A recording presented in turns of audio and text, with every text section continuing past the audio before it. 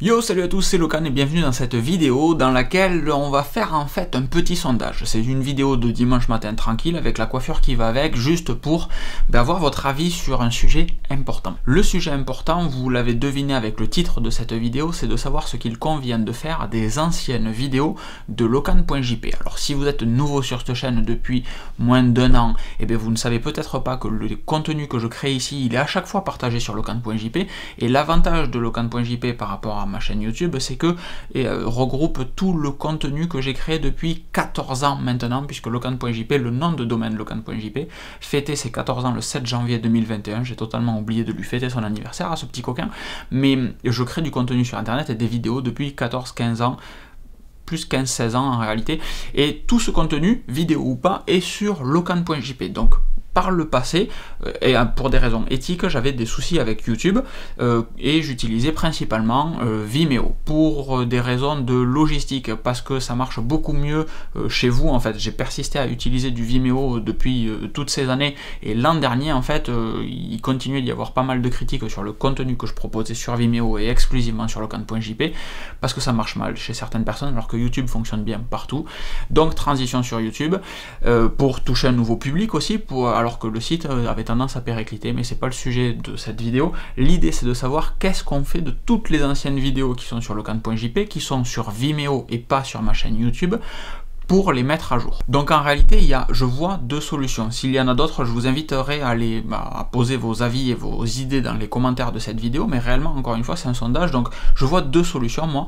La première solution, c'est de télécharger les vidéos qui sont sur Vimeo. Dans tous les cas, il faut télécharger les vidéos qui sont sur Vimeo, et de les renvoyer sur YouTube, soit en créant un channel dédié, History, Locan, ou peu importe, un channel dédié, et je mets toutes mes vidéos dessus, toutes les anciennes dessus, pour qu'elles puissent être cherchables dans YouTube, mais la finalité, c'est encore une fois de les réutiliser sur les articles de Locan.jp. C'est des vieilles vidéos, on parle de vidéos qui auront peut-être 10 ans, donc si c'est des vidéos d'actualité, vous vous doutez qu'elles sont totalement dépassées aujourd'hui en 2021, et il y a de très fortes chances qu'elles soient de très faible qualité par rapport au contenu que vous avez l'habitude de voir en 2021 et que j'essaye de produire également en 2021.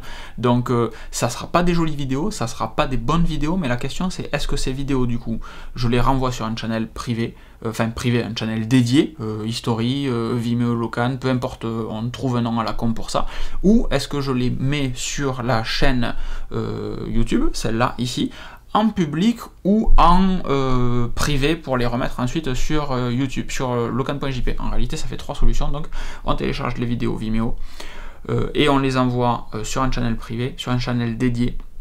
On les envoie sur le channel LKN Sardari sur lequel vous regardez cette vidéo en public, on les envoie sur LKN Sardari en privé, et elles ne sont pas cherchables sur YouTube, elles sont juste accessibles via Locan.jp. Voilà les trois solutions que je vous propose. Encore une fois, le channel dédié, le channel en public, le channel en privé.